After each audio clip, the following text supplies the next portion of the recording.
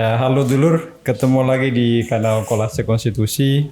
Hari ini istimewa nih karena ketemu sama pejuang-pejuang. Dan kita ada di tempat yang luar biasa nih, kantornya Bung Ferry ya. Sama Bang Nanang. Oh, sama Mas Nanang, oke. Nah, sebetulnya konten ini gue nggak mau bikin ya karena awalnya relatif tidak pengen tahu sebetulnya. Udahlah, biarin saja teman-teman lain yang mendiskusikannya. Tapi semakin kesini semakin menggelitik ya soal TWK, tes wawasan kebangsaan. Panggilan hati seorang senior. Nah, ini dia. Jadi dan Nardono turun gunung. turun gunung Sebentar lagi ketuaan. Kesannya gue apa gitu. Terima kasih nih Mas Nanang, Bro Ferry Amsari dan Charles Simambura ini. Siap. Gue nggak tahu nih kebetulan tiba-tiba gue dikelilingi sama kawan-kawan dari Minang nih. Provinsi Padang. Oh iya benar. Jangan dikaitkan Provinsi Padang. PDRI Provinsi Padang. Oke. Nah tapi kalau boleh diceritakan agak kronologis tuh. Gua atau siapa dulu yang mulai. Sebagai orang awam sebetulnya apa namanya kejadian ini dari mana asalnya? Siapa nih? Terserah mau Nggak diperkenalkan dulu Bang, ini Nanang siapa? Sudah. sudah. Nanti ada di Nggak dengar ya tadi. Yang senior dulu lah, udah Nanang. gimana? Beliau kan alumni KPK. Oh iya, kebetulan banget nih ada Uda Nanang sebagai Mantan ketua WP. Mantan ketua Wadah pegawai. Wadah Pegawai. Ya, kalau dari jenggot sih Taliban nih. Oh ini jangan-jangan udah tahu ada TWK jadi cabut duluan. Tapi kita berempat ini kalau masuk KPK pasti dituduh Taliban. Enggak loh, jenggot. Teman saya ada yang dari 75 itu yang Nasrani ya. Dia bilang saya bukan Taliban, Saliban katanya. Oh, yang nggak lulus juga. Nggak lulus juga. Oke. Gimana? Beberapa. Gimana Uda Nanang? Jadi terima kasih Mas Danar. Ini memang kadang kita dipertemukan oleh masalah bangsa ini gitu dan saya kira kita masih bisa tertawa bersama dan tertawa kita pasti miring gitu ya. Mas Danar tadinya udah nggak mau mikirin ini terpaksa bertemu gitu.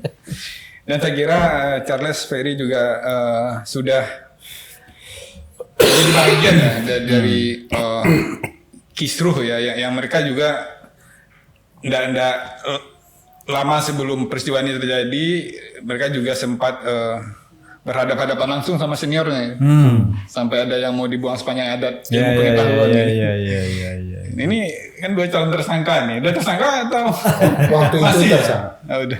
Mudah-mudahan tidak lagi. Jadi yang terjadi hari ini sebenarnya Mas Danang sesuatu yang sudah kita prediksi gitu.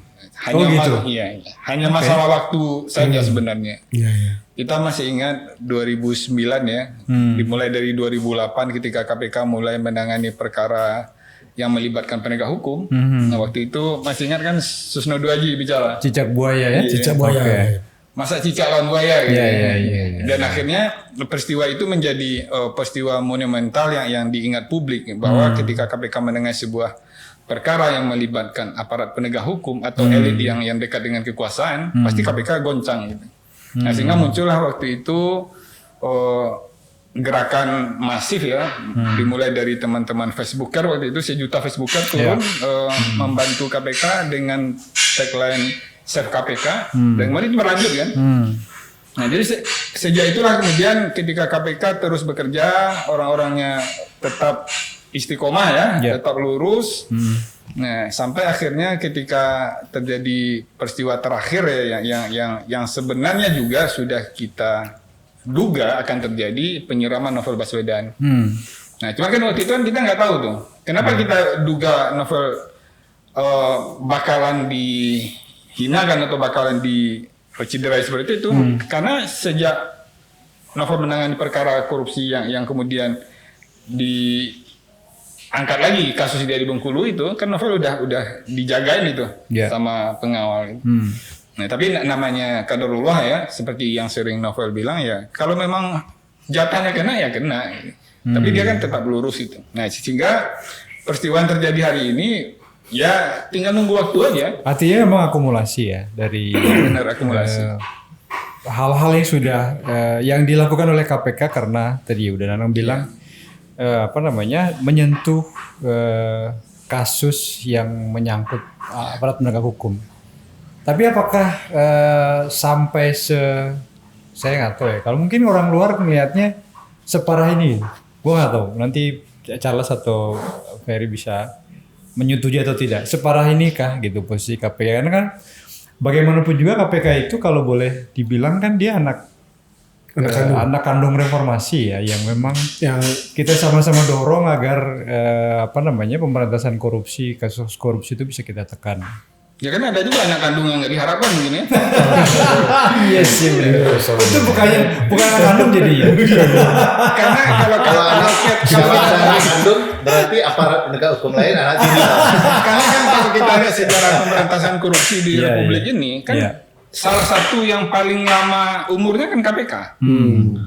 Ya kita lihat kan dulu ada lembaga-lembaga ini ya, lembaga serupa. Komisi 4 dulu waktu zamannya Bung Hatta jadi komisionernya. Kemudian ada Sudomo sempat jadi Badan Retoling juga. Ada Opstit dan macam-macam itu kan. Kemudian terakhir Gus Dur bikin Timtas Tipikor kan. Kan umurnya nggak lama itu.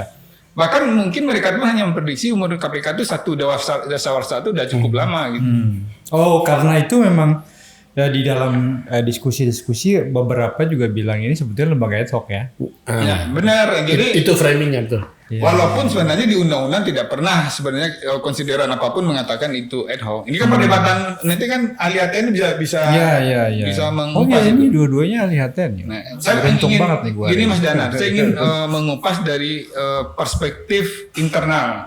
Saya 15 tahun di KPK. Oke. Saya masuk 16 Desember 2005. Nah, saya resign 16 Desember 2020, pas 15 tahun. Oke. Jadi momentumnya itu sengaja lewat 2019 pasca demo besar reformasi di korupsi itu. 1 tahun saya bertahan nih dengan argumentasi kawan-kawan gini di dalam. Lalu ngapain keluar? Ini orang KPK itu kan karena mindsetnya selalu baik, mana tahu yang kita lawan ini nanti sadar, mereka kemudian ikut gerbong kita gitu. Begitu orang KPK itu selalu memandang bahwa orang tuh punya sisi baik. Manusia berubah lah ya. Nah, tapi saya kan menyadari nih selama 15 tahun di KPK itu nggak ada baik-baiknya itu. Bahkan mereka selalu cari celah untuk menyerang KPK kan melalui judicial Ada review. juga orang yang ngomongnya baik, tapi yang dikerjakannya beda. Dan waktu saya jadi ketua wadah pegawai 2010-2012 dan saya kan termasuk yang intensif yang di wadah pegawai itu, mulai dari berdiri sampai terakhir saya keluar itu kan saya masih diangkat jadi penasihat wadah pegawai itu sama ketua-ketua penggantinya itu. Jadi setelah saya itu ada 3 ketua, ada Faisal, ada Novel Baswedan, kemudian terakhir Yudi ini. Dan tiga-tiganya masih membawa saya sebagai penasihat wadah pegawai. Jadi kalau saya keluar, saya tidak pakai jabatan di internal sebagai fungsional. Saya untuk keluar saya pakai penasihat wadah pegawai. Saya bisa ngomong lebih bebas gitu, karena kita berpikiran internal itu orangnya patuh, dan kalau untuk urusan internal kan tidak boleh disampaikan keluar. Tapi kalau saya sebagai penasihat wadah pegawai kan saya tidak ngomongin urusan internal, saya ngomongin urusan yang lebih luas gitu. Nah, jadi yang terjadi hari ini dari banyak peristiwa yang sudah dialami oleh kawan-kawan di internal KPK memang by design semuanya. Ya, kita lihat kenapa saya bilang by design. Mereka menyerang melalui undang-undang, revisi dan lain-lain. Revisi ini sudah sejak 2008 kalau nggak salah ya. Mereka suarakan. Padahal kalau dari sisi internal dengan undang-undang lama itu kita sudah cukup puas dan sudah cukup bagi kita itu sebagai senjata untuk artinya dari sisi kewenangan, fungsi dan tugas pokok itu sebenarnya udah cukup tahu. Udah cukup sebenarnya. Tanpa perlu ada revisi undang-undang. Iya, benar. Artinya memang sore ini kesempatan dulu ke Uda Nanang karena bentar lagi beliau ada janji lain. Jadi kalau dari sisi internal kalau dilihat grafiknya gitu selama 15 tahun Uda Nanang ada di sana, itu yang paling oke gitu posisi KPK itu pada fase yang mana ya? Ya tentu fase founding father ya, artinya mereka yang mendirikan gitu. Karena waktu itu relatif belum banyak konflik. Nah, tapi ini ada cerita nih yang publik perlu tahu. mungkin tidak pernah beredar, ini saya cerita karena bagi saya ini bukan rahasia, ini sejarah. Gitu. Jadi di awal-awal itu juga sudah ada konflik di internal pimpinan, isu bahwa ada yang menanam intelijen di internal KPK gitu. Heboh tuh sebentar tuh. Tapi karena orang-orangnya negarawan, pemimpin kita tuh benar-benar orang yang kredibel dan kompeten di bidangnya, mereka bilang Pak Ruki waktu itu, udah kalian pegawai kerja aja yang benar, usaha mikir itu urusan kami. Semua email-email yang berkaitan sama itu selesai hari ini. Udah orang diam dan orang kembali bekerja. Oke. Hari ini pimpinan ngomong apa, pegawai ngomong apa, nggak ada satupun yang mengontrol. Kenapa? Nilai-nilai yang dibangun itu sudah tidak menjadi pegangan. Gitu. Makanya kalau kita lihat Yudi, Novel, dan kawan-kawan wadah pegawai itu bersuara, karena memang kami itu dilahirkan dengan kultur persistensi bahwa yang benar itu harus ditegakkan, yang salah itu harus dilawan. Gitu. Oke. Karena apa? Musuh kita itu lebih jahat dari kita. Sehingga kita nggak boleh toleran, nggak boleh punya toleransi kepada orang-orang yang jahatnya extraordinary gitu. Ya, dan kalaupun terjadi kesalahan di internal akan menjadi peluang untuk pukulan balik kayaknya gitu ya. Kesadaran Jadi teman-teman kalau pegawai dengan pimpinan itu dialog ya atau rapat, ya. Kalau pimpinan mungkin pukul meja oke lah. Iya. Tapi karena kita memang kulturnya egaliter ya biasa aja ngomong lu gue dengan pimpinan itu biasa gitu. Oke. Nah, tapi setelah masuk birokrat, setelah masuk polisi aktif jadi pimpinan ya mereka mulai mengatur pola komando, fungsional nggak boleh langsung ketemu struktural, harus berjenjang tuh. Fungsional ketemu direkturnya dulu. Kalau nggak ada urusan sama pimpinan ya udah nggak boleh langsung. Kalau dulu Nanang mau ketemu pimpinan, mau ketemu Pak Busro Mengkodas, mau ketemu Pak Pramsat, langsung aja boleh. Karena apa yang kita ingin sampaikan dengan apa yang kita jembatan melalui direktur atau struktural belum tentu sampai. Bisa jadi ini diredam dulu di level struktural. Nah, jadi pola inilah yang kemudian waktu PLT Pak Ruki, waktu rekening genut saya tidak salah. Jadi kami turun ke lobi semua pegawai. Kita minta, kenapa pimpinan KPK waktu itu menyerahkan kasus Budi Gunawan ke kejaksaan? Kita protes. Itu demo pertama besar di KPK gitu. Karena kita melihat ini udah nggak benar ini. Masa KPK menyerahkan kasusnya ke kejaksaan gitu? Kan terbalik gitu. Ya. Apakah karena yang ditangani dekat dengan kekuasaan atau takut terjadi sesuatu gitu? Nah, dan inilah yang kemudian saya pribadi ini dan ada sekitar, saya lupa angka persisnya, sekitar 30-an pegawai. Kemudian secara sarkas kita pesan bunga, karang bunga nih. Terima kasih kepada pimpinan pahlawan sinergisitas. Akhirnya kami di SP3. Oke. 28 orang. 28 orang. Oh, kata-kata sinergi itu yang dipakai untuk kayak tadi. Kita udah ingatkan di internal sebelum kita keluar ingatkan ada kalau di KPK tuh email kepada pimpinan tuh rame itu.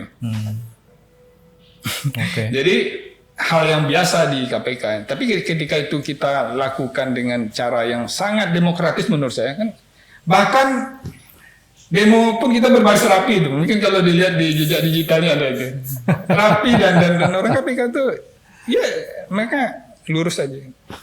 Nah, dan hari ini ketika KPK dituduh radikal, Taliban, kaum cingkrang. Ya karena menurut saya simbol-simbol yang diangkat itu lebih banyak simbol-simbol Islam ya.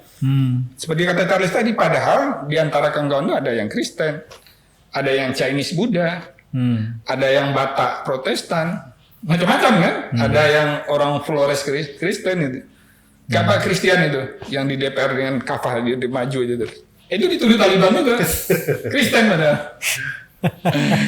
Nah, jadi ini narasi yang dibangun oleh, saya yakin lah, pasti orang yang tidak senang dengan kerja-kerja lurus KPK. Nah, tapi gini ya, kalau tadi 15 tahun kan sebetulnya paling tidak dari pengalamannya udah Nanang ini kan sebetulnya lumayan panjang lah ya. 3 periode presiden. Iya, maksudnya kalau tadi diceritakan dari awal itu sebetulnya sudah mulai ada benih konflik, lalu kemudian semakin melebar pekerjaannya KPK mulai menyangkut aparat penegak hukum, itu melalui membesarkan konfliknya. Saya bayangkan begitu ya. Nah, tapi kawan-kawan cukup tahan sampai 15 tahun. Nah, pada titik mana sebetulnya kalau udah Nanang lihat ini kemudian runtuh pertahanan dalam tanda petik ya KPK ini? Keruntuhan KPK itu pertama ketika mereka tidak melihat satupun cara untuk menyerang orang. Maksudnya? Ya, mereka menggunakan undang-undang seperti apapun, revisi undang-undang kan tetap aja OTT bansos jalan kan, OTT Benur jalan kan. Iya. Artinya yang menjalankan siapa? Orang kan. Nah, satu-satunya cara untuk memberhentikan orangnya. Oh ini hubungannya nanti ke yang 75 orang nggak lulus TWK itu salah Isi satunya. cerita lah. Ya, Mungkin Oke. Mas Dana paham lah maksud saya. Iya, Yang terjadi hari ini sebenarnya ingin menyelamatkan perkara-perkara besar yang melibatkan dalam tanda petik nih elit-elit politik, orang-orang yang hari ini berkuasa. Mereka nggak bisa menahan orang-orang yang mereka tuduh Taliban itu untuk berhenti menangani perkara gitu. Satu-satunya cara supaya perkara ini berhenti, Kick out.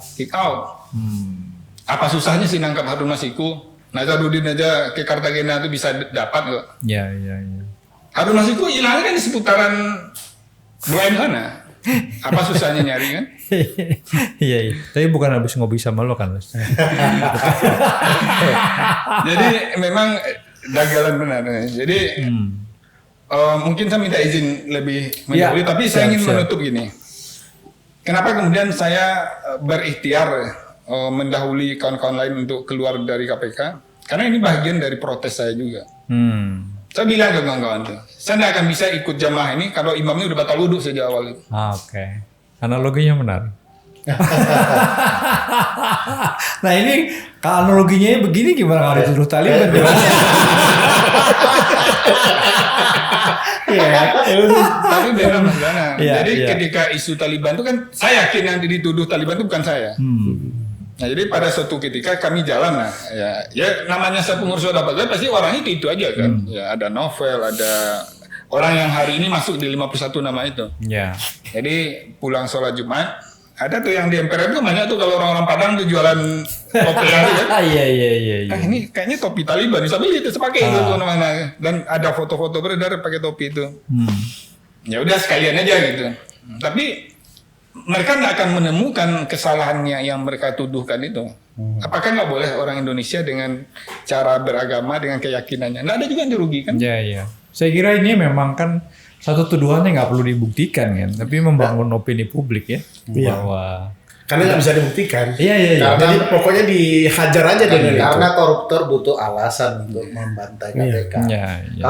Karena selain alasan yang seperti itu, nggak ada alasan lain. Oke. Ya itu tadi kan di 51 itu ada Cina Buddha, ada Batak Kristen. Tapi bungkusnya tetap Taliban. Iya. Oke. Ya saya mendengarai dan menduga dengan hakul yakin nih, ini mereka tuh nggak punya cara untuk menghentikan orang-orang di KPK. Ya cara menghentikan TWK.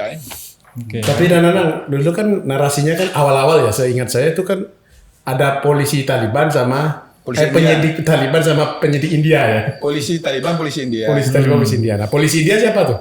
Ya orang yang berlawanan sama ini gitu. Oke. Yang kerjanya selesai peristiwa baru datang. Iya. Yang selalu telat datang kan. Jadi itu dulu Bang. Kayak di film-film ya. Tapi polisi India nggak pernah disebut-sebut. Mestinya polisi India harus digeser juga bro. Artinya dia sebetulnya hanya muncul sebagai istilah gitu. Iya. Tapi kemudian Untuk mengkontraskan. Oke. Jadi kita nitip cerita nanti Charles sama Feli kan salah satu pelaku yang kemudian terlibat dalam peristiwa pembuangan seseorang sepanjang adat gitu. Karena ceritanya akan berkaitan sama ini. Nah, jadi saya sampai pada titik itu.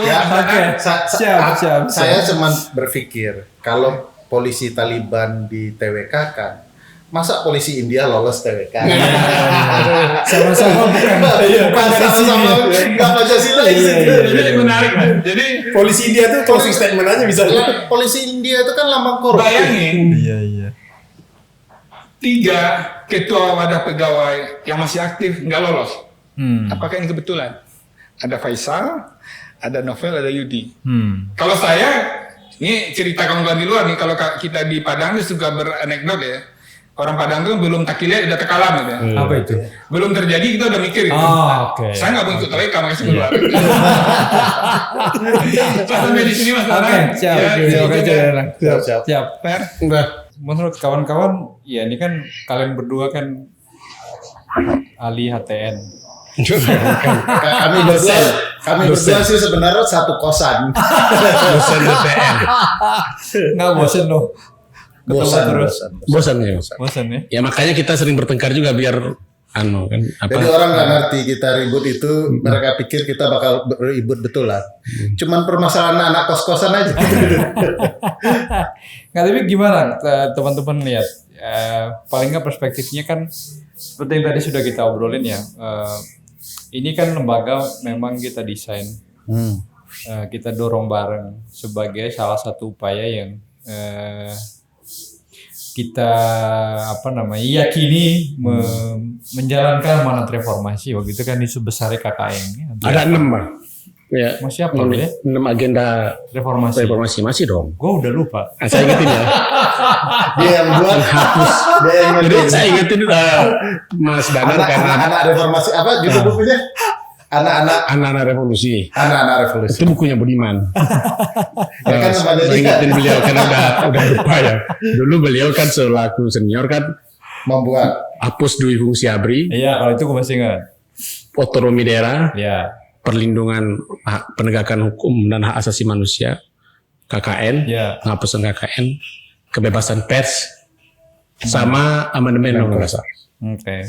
Jadi ada 6 itu amandemen. Nah, kalau kita buka amandemen udah jalan, pemberantasan korupsi jalan, bentuk KPK, perlindungan HAM juga itu ada Komnas HAM, Ya, di fungsi jalan, dui fungsi udah dihapus. dihapus ya. Lalu sekarang ada dui fungsi Polri katanya kan, yang ABRI-nya untuk dihapus, Polri Gue yang nggak tahu menyebutnya apakah di fungsi cukup ya. ya, terus ada otonomi daerah juga mulai jalan, udah jalan, tapi sekarang mulai sentralistis lagi.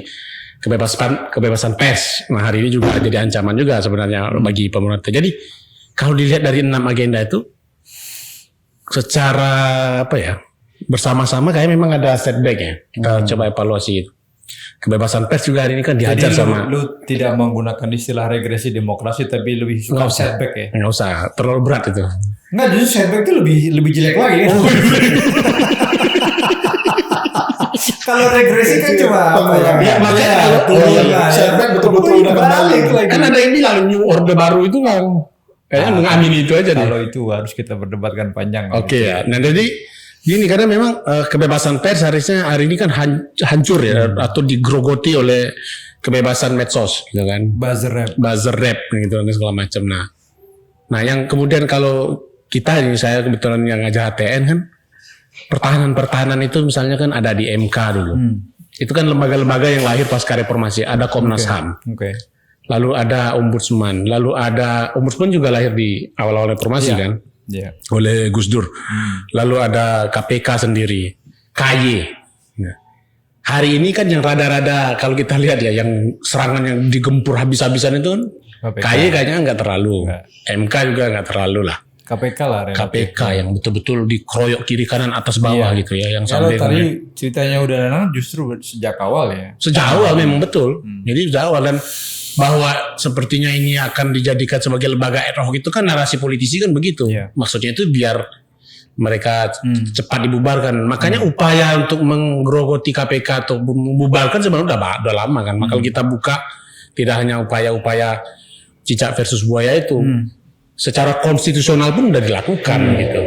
JR di Mahkamah Konstitusi itu terhadap pasal-pasal kewenangan KPK mulai dari kerugian negara, SP3, lalu kemudian kewenangan menyadap, lalu kewenangan mengangkat penyidik yang kemudian digugat juga posisi penyidik yang non polisi dan segala macam itu kan juga sering dilakukan gitu loh.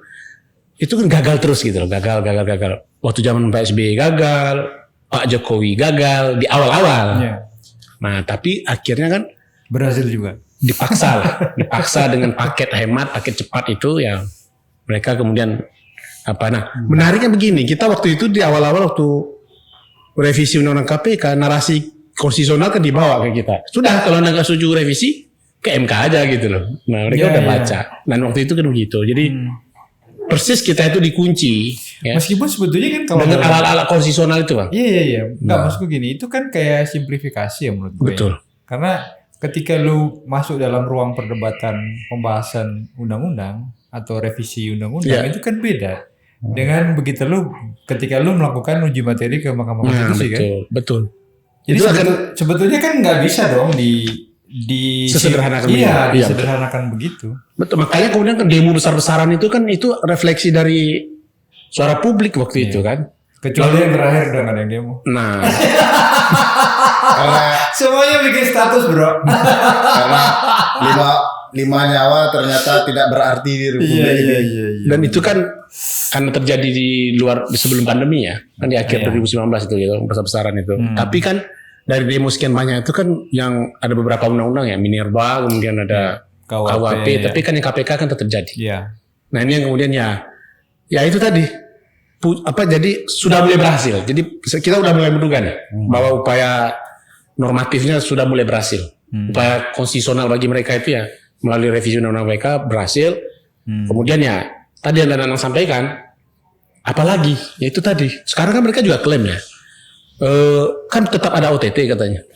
Nah kita waktu itu agak optimis, oke.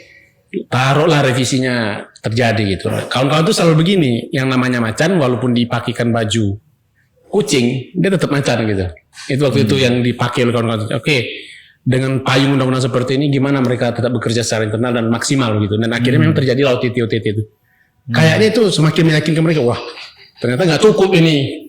Revisi sudah begini. Macannya harus diganti kucing. Sudah taruh di bawah eksekutif, pimpinannya sudah dikuasai juga. Dari polisi aktif ya gitu kan, sampai teman-teman itu bilang nih Polsek Kuningan dan segala macam gitu ya. Nah ternyata itu tadi Dan pengubahan status ASN ya. ASN. Nah yang paling terakhir kan manusianya. Sebagus apapun sistem kalau manusianya jelek ya jalan. Termasuk juga sejelek apapun sistem kalau manusianya. Ternyata manusia-manusia yang hari ini baik itu menurut kita yang sudah teruji ya 75 orang itu akhirnya menemui titik perlawanan akhir bagi saya ya, ketika mereka harus dipaksa keluar dari KPK.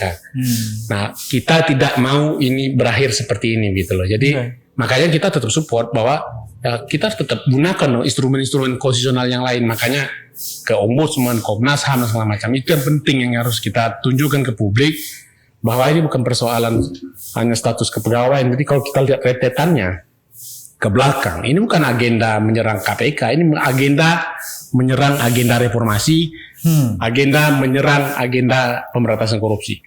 Gitu, Pak. Enggak sekalinya dibusukkan. Biarin aja lah kita, kok sebetulnya kan tidak udah nggak punya tenaga lagi nih. Gimana Fer ngeliatnya Fer? Ya sebenarnya yang butuh KPK itu siapa? Kita kan. Ya. Jadi aneh kalau kita membiarkan KPK dihancurkan dan diam ya. Jadi kalau membiarkan artinya kita siap membiarkan masa depan kita dan Republik ini menjadi hal yang ya apa kata Charles tadi, setback ke Orde Baru. Ya besok yang akan bekerja baik itu ya anak pejabat gitu ya. Kalau mau berhasil harus dekat pejabat. Kalau mau juara harus kenal pejabat gitu ya. Kita akan hidup di masa lalu yang separah itu. Oleh karena itu kalau kita tidak ingin hidup dengan kondisi yang bermasalah, ya jangan menyerah dong, jangan pasrah dengan keadaan ini. Apalagi kalau kita pelajari lembaga-lembaga anti korupsi yang ada di dunia, bukan di KPK saja, di Indonesia saja. Hal yang disebut serangan balik para koruptor itu pasti terjadi. Keniscayaan ya. Sebuah keniscayaan. Masa mafia mau dihabisin, korupsinya mau diberantas, mereka akan diam saja. Itu mustahil. Dan harus diingat, mereka itu adalah kekuatan besar. Dan semacam sudah ada sebelum lembaganya lahir. Ya. Ibarat film Lion King, ya. Mereka ini adalah harimau jahat lain. Ini pasti nonton Lion King kalau udah dipaksa anaknya. Jadi saya kebayangnya gitu, Mas. Jadi ada dua kehidupan, tata kehidupan. Ada penjahat dengan kekuatan besar, ada pahlawan dengan kekuatan besar. Lion King itu di black apa namanya, wilayah apa itu? Ya, wilayah tidak ada wilayah abu-abu, ya ada wilayah kebaikan dan wilayah keburukan, dan masing-masing dia punya penguasanya. Kalau wilayah kebaikan diam, lama-lama wilayah kejahatan akan datang. akhirnya. Kayak The Winter is Coming itu. Wah, ini kebanyakan nonton film ya? Enggak, saya tahunya dari Gua pidato justru Pak lagi Jokowi juga. kebayang ini di Lord TV. of the Ring. The Lord of the Ring. Nah, itu kalau film orang besar nah. Di mana anak-anak yang kita paksa nonton. Thanos ya. Yang terbaru Thanos. Nah, itu jangan-jangan ini memang udah ini end of game. Oh, Nah, ini butuh tembok. begitu kan akhirnya kan ada sequel berikutnya yang hidup lagi semuanya. Saya pikir begitu ya. Jadi KPK itu adalah kekuatan pemberantasan kejahatan dan kejahatan dimanapun tidak akan diam. Saya dan teman-teman yang belajar soal korupsi dan katakanlah dunia kejahatan mafia, misalnya kasus New York ya, kasus New York itu kan berbalas pantun ya. Dibutuhkan harimau pemberani yang gila, yang dalam bahasa para penjahat disebut radikal, ya. Yang betul-betul habis-habisan untuk melakukan pemberantasan korupsi. Kalau tidak, para mafia itu tidak akan bisa ditumpas. Nah, sekarang di Indonesia mau apa? Mau sebaliknya mensupport harimau baik atau mensupport singa jahat gitu ya. Pilihannya itu. Dan selalu singa jahat selalu punya cara untuk memutarbalikkan fakta. Kalau pakai teori pemberantasan korupsi ya ini serangan balik para koruptor. Dan dalam kondisi kondisi kelembagaan KPK itu memang dari awal sebenarnya lemah. Saya selalu ngomong ulang-ulang kalau kita baca buku Bruce Ackerman, KPK itu lemah. Lemahnya di mana? Karena satu tidak ada di konstitusi. Sehingga kata Ackerman kalau tidak ada di konstitusi tiap tahun tuh diancam dengan perubahan undang-undang secara biasa. Fakta iya. Tiap tahun kondisi sebaliknya ada lembaga yang ada di konstitusi tapi lemah posisinya. Jangan sebut lembaganya. Dia ada di konstitusi tapi lemah fungsinya. Lemah. Ya kalau soal lemah dan enggak kan kita bisa berdebat ya. Ya artinya cerita Ackerman itu kalau kamu tidak ada di konstitusi, keberadaan kamu, lembaga Anda akan selalu diancam dengan perubahan undang-undang secara biasa. Menurutku itu masuk akal sih. Coba gue tarik analoginya dengan lembaga parlemen ya. Parlemen sebagai sebuah lembaga. Iya. Itu kan sama juga. Dia bisa berubah mekanisme kelembagaannya suka-suka pembuat undang-undang juga. Yes. Dulu ada BAKN ya, Badan Akuntabilitas Keuangan Negara. Setelah itu nggak ada lagi. Ya setelah itu dibubarin gitu. Terus hilang. Sekarang ada lembaga apa lagi gitu ya. Ya. Maksud gue itu yang sebetulnya relatif tidak dalam posisi yang apa ya, kayak tadi ya KPK itu kan posisinya memang selalu dalam sorotan ya, karena geraknya memang memberantas atau berlawanan dengan gerombolan jahat lah gitu. Di parlemen kan nggak terlalu begitu banget sebetulnya, dan yang mau mengubah ini kan mereka sendiri di dalam gitu, bukan orang luar. Gitu. Makanya salah satu penelitian pusat studi konstitusi tempat kami bekerja berdua. Lu sekarang direktur ya? Direktur, dia baru calon direktur. Dia minta waktu, tunggu saya selesai kuliah baru jadi direktur. Lu belum pernah jadi direktur Pusakom? Enggak sih. Oh enggak ya? Jadi gajinya memang besar di ASN, tapi gaji direktur lebih besar. Iya. Gimana risetnya? Jadi riset kita tapi masuk akal, karena kalau gajinya direktur Pusakom lebih besar, lo nggak mungkin punya tempat ini. Iya. Tempatnya keren. Ampun. Nanti bisa kayak gerbek apa ya? Kembali ke laptop. Nanti mau kasih di title nih. Kopi seduh. Kembali ke laptop. Oke, risetnya gimana risetnya? Jadi salah satu riset kita itu mengatakan ada problema sentral dalam demokrasi kita, yaitu pemain utamanya, yaitu partai politik. Yang buat undang-undang, yang buat ini tidak terkontrol dengan baik.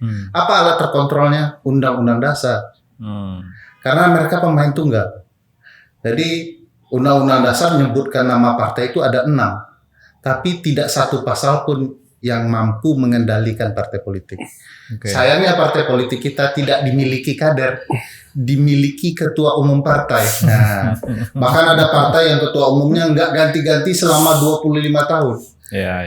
Ya hampir seluruh partai seperti itu ya. Jadi akhirnya Dan pengendali ke kerabatnya. Nah, pengendali kerabat-kerabat ketua partai, ya oligarki partai politik itulah yang menentukan undang-undang seperti apa. KPK ini mengancam kita karena apa? Keluarga kita akan terancam dan segala macam. Kalau partai benar, ada alat kontrolnya, ada kader-kader yang saling menjaga, maka tidak akan mungkin terjadi seperti itu. Nah, ini problematika bagaimana kita melihat para mafia sesungguhnya di Republik ini dan siapa yang ikut berperan bermain bersama para mafia itu dalam hal-hal kebijakan. Nah, perlu KPK yang kuat, perlu presiden yang tangguh serius dalam pemberantasan korupsi. Yang betul-betul mau serius loh. Enggak serius-serius amat. Contoh Serius melemahkan. Serius melemahkan. Kalau tidak kan kalau kita merecord statementnya kan memang statementnya luar biasa. Suportif ya kan. Statement saya ingat sekali statement bahwa kita harus memperkuat KPK 1000 kali. Bagaimana caranya ditanya seorang penyiar. Ya kita tambah dananya, kita tambah personilnya, yang ada personilnya dikurangi. Ya, dananya semakin dikurangi, ya. Nah, ini kan problematika yang membuktikan bahwa statement itu tidak seindah kenyataannya. Nah, begitu juga. Atau cara kita menafsirkannya yang harus diubah. Bahwa bukan itu maksudnya.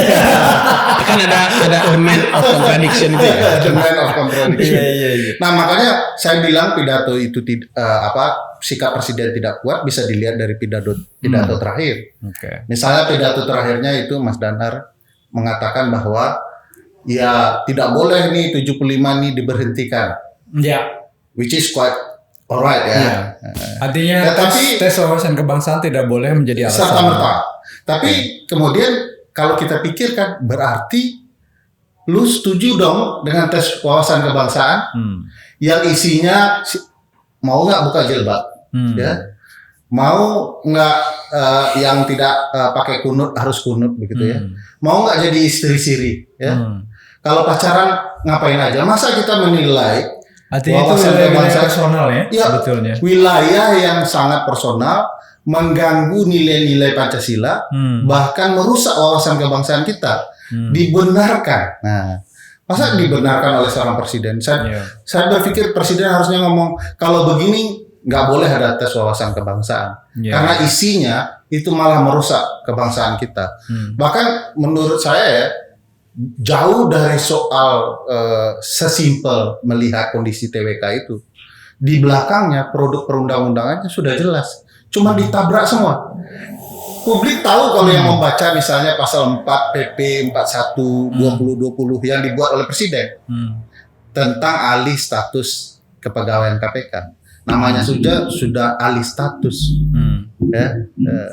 Tapi yang saya lihat bukan alih status, tapi tes ulang gitu ya.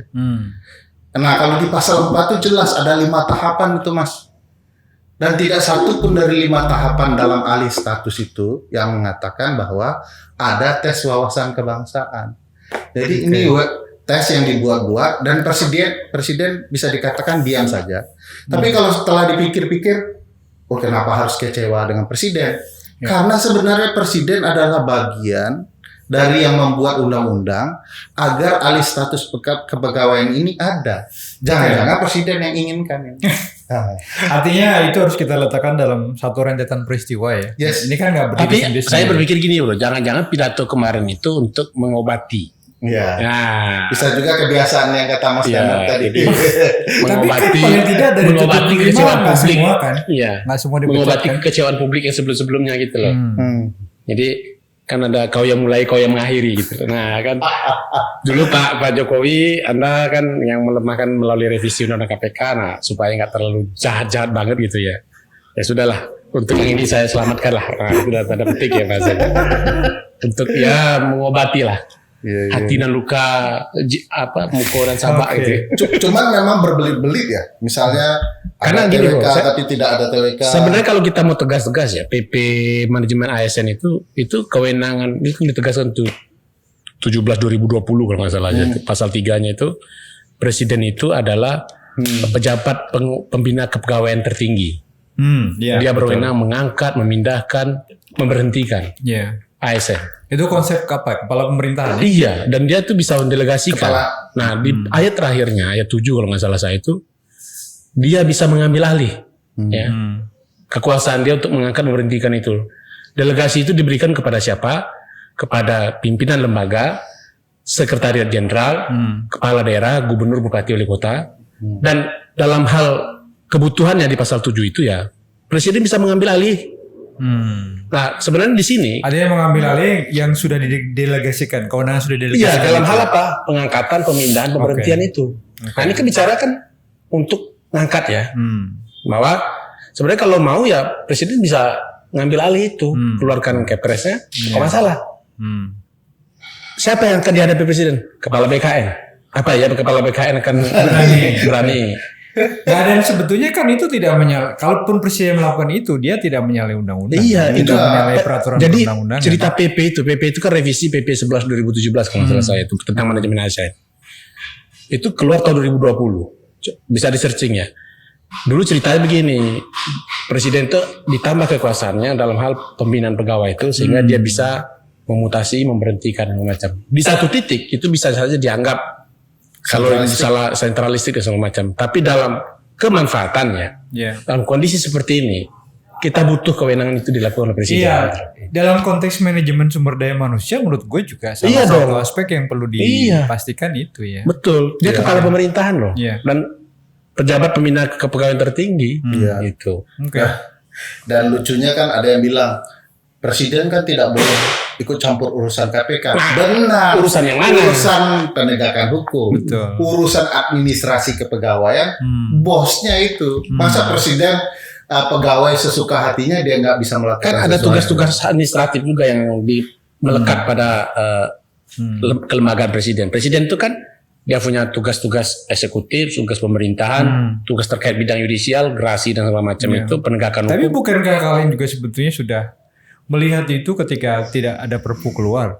Nah, itu yang saya bilang Pak Presiden. Ya mudah-mudahan, bukan berharap ya, gunakanlah kewenangan konstitusional itu untuk menyelamatkan agenda pemberantasan korupsi yang Bapak mulai lemahkan pada waktu itu. Jadi setidak-tidaknya bagian yang terakhir ini, Mbok ya jangan apa ya? Jangan paling nggak reformasi itu nggak melenceng-melenceng amat lah gitu. Adalah sudahlah kita terima ya. Dengan terpaksa kita mengatakan bahwa revisi sudah terjadi, putusan MK sudah keluar. Nah, ini udah emergency Pak. Tolong bagian yang ini untuk tetap menjaga KPK ini, tetap gunakan kekuasaannya, kewenangan. Apalagi sudah ngaku sebagai orang baik ya. Iya. Padahal nggak ada orang baik ngaku sebagai orang baik. Harus disampaikan. Kadang-kadang kalau nggak disampaikan orang nggak tahu gitu. Oke, dengan situasi yang begini, gimana caranya kita merawat optimisme ya? Kalau itu harus tetap. Saya tetap optimis karena ini kebetulan pas pidato Pak Presiden waktu dalam perayaan Waisak juga katanya selalu ada cahaya terang ya. Kan gitu. Pasti ada sesuatu di dalam kegelapan itu akan ada titik cahaya. Di ujung lorong pasti. Karena gini Bang, Pak Firly itu kan secara komisionernya kan komisaris paling 4 tahun ya. Tapi agenda pemberantasan komisaris.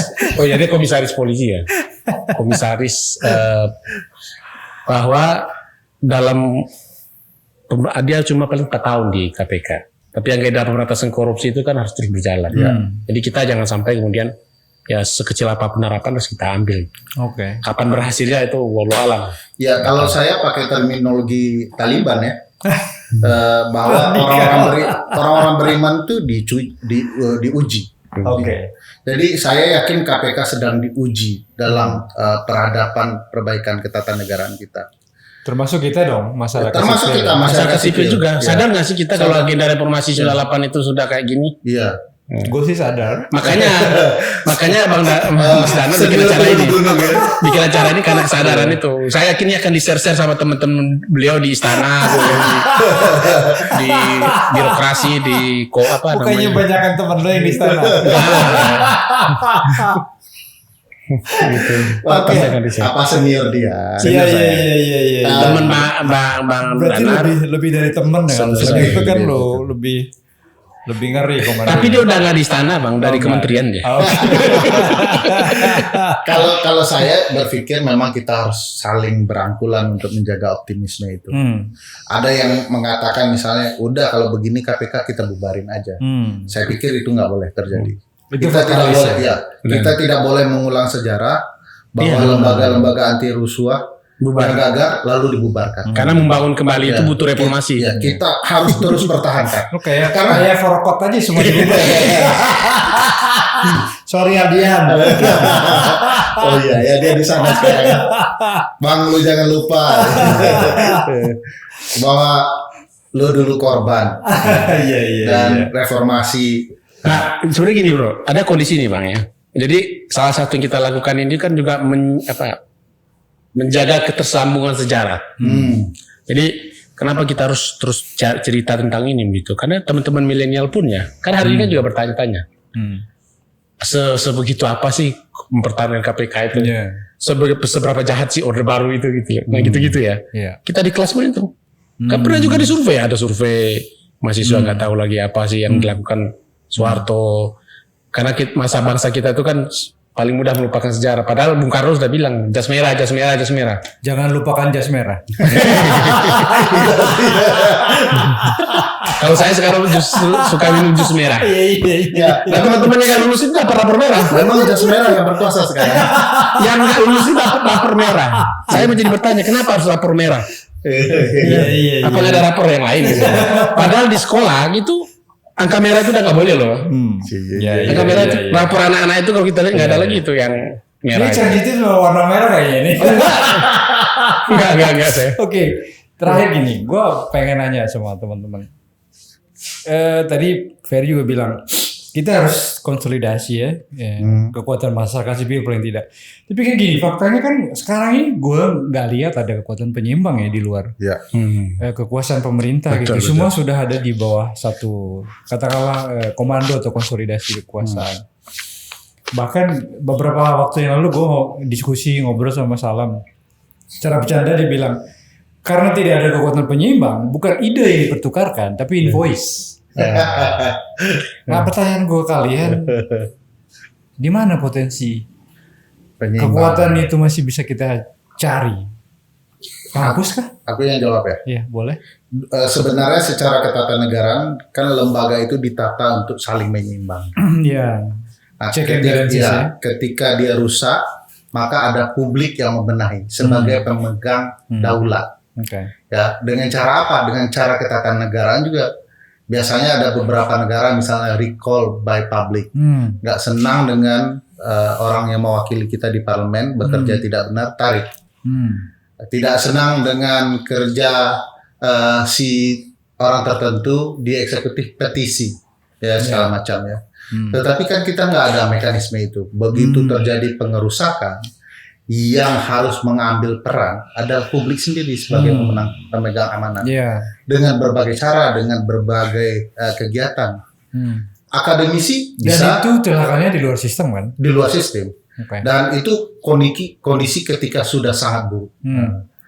Sangat-sangat buruk. Jadi baru kemudian yang di non-sistem itu bergerak dan bertindak. Akademisi bisa, kalau akademisi belum terpengaruh. Biasanya ada juga akademisi yang mengerjakan pekerjaan pemerintah. Nah, maksud gue itu kan kalian sekarang di kampus, jadi apakah kampus masih bisa diharapkan sebagai salah satu potensi kekuatan penyeimbang? Saya yakin meskipun para dosen itu miskin-miskin, tidak kaya-kaya amat. Ngomong dosen jangan nunjuk ke sebelah dong. Iya. Tidak kayak, tapi mereka punya nilai yang bagi saya sangat penting. Dan di antara nilai-nilai mereka itu ada mahasiswa, orang-orang cerdas muda baru yang belum dipengaruhi kejahatan dunia. Mereka punya semacam kekuatan penyeimbang sangat-sangat penting. Kalau teman-teman mahasiswa punya kesadaran ini, publik luas akan disadarkan. Hanya saja belum terjadi pergerakan yang signifikan, ya, bukan tidak ada. Maka luar biasa waktu sebelum pandemi itu sudah sangat luar biasa menurut saya, bahkan mengorbankan nyawa. Cuman hari ini pergerakan harus lebih sistematis karena lawannya juga luar biasa. Ada buzzer rupiah begitu ya, yang tidak berhenti-henti karena memang disupport oleh negara begitu. Oleh karena itu menurut saya ini kemudian harus ditata, kampus konsolidasi, masyarakat luas juga konsolidasi, apa yang harus dilakukan untuk menata ulang kembali.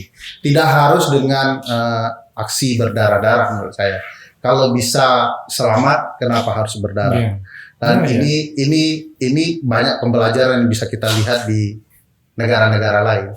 Dan kita juga mestinya punya metode kita sendiri untuk membangkitkan kesadaran publik agar mereka sadar. Kalau kita sudah sangat koruptif ya, bagi saya ingat dulu di zaman Orde Baru itu pengajian dilarang, gitu ya. Masjid ditentukan ceramahnya, ya. Anak-anak ditentukan daerah mana yang boleh main dingdong atau tidak. Saya kebayang nanti gamers juga akan dibatasi, ya. Masjid-masjid akan dilihat ceramah-ceramahnya. Udah mulai Kampus-kampus juga akan NKK-BKK kan, ya. Jurnalnya harus dilihat, apa isinya dan segala macamnya serta kuliah-kuliah. Oleh karena itu kaum terdidik harus bangkit dulu untuk menyadarkan publik luas. Karena kaum terdidik ya, kan di situ. bukan kaum yang sekolah. Bukan. Kadang-kadang kan sekolah juga bikin bodoh. Lalu gimana Mas? Sepakat nggak? Kampus masih bisa jadi. Ya, karena kampus itu kan salah satu tempat kaum terdidik itu ya. Terlepas keluarnya itu ada yang bodoh, ada yang tetap kan. Tidak semua yang sekolah terdidik. Nah, itu dia. Nah, yang terdidik karena secara literasi dan saya pikir itu. Nah, dan sebenarnya gini Bang. Jadi kalau kita refleksi ya, kita itu kan reformasi 98, jadi baru 23 tahun. Nah, baru 23 tahun. Gue suka optimisme lo. Dan gini, untungnya nih, pemilu kita itu kan sudah membatasi ya, cuma 2 periode gitu loh. Jadi, iya, walaupun ada diskusi lain soal Oke, silakan itu kan perjuangan satu lagi itu. Tapi secara konstitusional hari ini kan itulah setidak-tidaknya yang membuat meregenerasi. Nah, saya bayangkan ya, apa yang kayak terjadi di Amerika itu kan kalau bahasa sejarahnya kan 200 tahunan mereka bangun itu kan. Orang seperti Trump itu kan akhirnya dihukum oleh pemilu. Begitu. Dan akhirnya mereka harus menata lagi meskipun gua tadi pakai logikanya Ferry, kalau kita bisa waktunya lebih cepat, kenapa harus nunggu ratusan tahun gitu kan? Betul. Nah, jadi kalau kita bicara Indonesia, kadang-kadang kan seperti yang Ferry tadi bilang, model kita. Nah, model kita ini yang kita belum ketemu, learning by doing ini. Learning by doing ya. Karena teori-teori barat itu juga kadang-kadang dibawa ke sini kan juga kadang-kadang berbalik-balik ya. Karena kita misalnya, ayo kita tunjukkan protes dengan membawa payung hitam. Gak usah lah payung hitam, kita nggak punya. Kalau di Hong Kong pakai baju apa, semua pakai itu, pakai payung warna. Bahkan beberapa instrumen jadi isu akses nanti. Instrumen luar negeri itu Bang, jujur ya kayak ombudsman misalnya. Kaget-kaget kan orang di luar negeri itu ya, kalau mereka dikasih rekomendasi pasti langsung kerjakan. Ini dikasih rekomendasi, udah digugat ke PT pengadilan, tapi ini tetap rekomendasi. Jadi kaget-kaget mereka melihat model-model yang kemudian dibawa. Nah makanya saya pikir saya pribadi agak sedikit berbahagia ya. Kenapa? Karena menjadi bagian dari sejarah itu. Untuk terlibat ikut gitu dinamika ini. Jadi kita bisa punya. Menurut gue lu sekarang masih punya kemewahan untuk memprovokasi mahasiswa di kelas kan? Iya, jangan disebut dong. Jangan disebut dong. Dia terdidik. Dia tidak memprovokasi mahasiswa di kelas, tapi di luar kelas. Iya. Karena kalau di kelas kan kita ini. Loh kan member bebas. Oh, saya paling bilang, saya ada aksi teman-teman hari ini solidaritas KPK misalnya. Nah, kebetulan kan saya ikut. Lu punya otoritas kebebasan mimbar kan? Lu ngomong apa aja boleh. Kebetulan saya ikut. Nah, jadi kalau Anda mau tetap kuliah silakan. Saya mau ikut itu gitu. Oke. Ya, itu aja sih bahasanya. Iya. Nah. Bijak tapi provokatif. Sekali lagi terima kasih. Ya, sama-sama. Mudah-mudahan kita masih bisa saling jaga optimisme ya. Meskipun kata Charles tadi entah kapan nanti ujungnya. Iya. Tapi terus berbuat. Betul. Oke, sip. Terima kasih sekali lagi.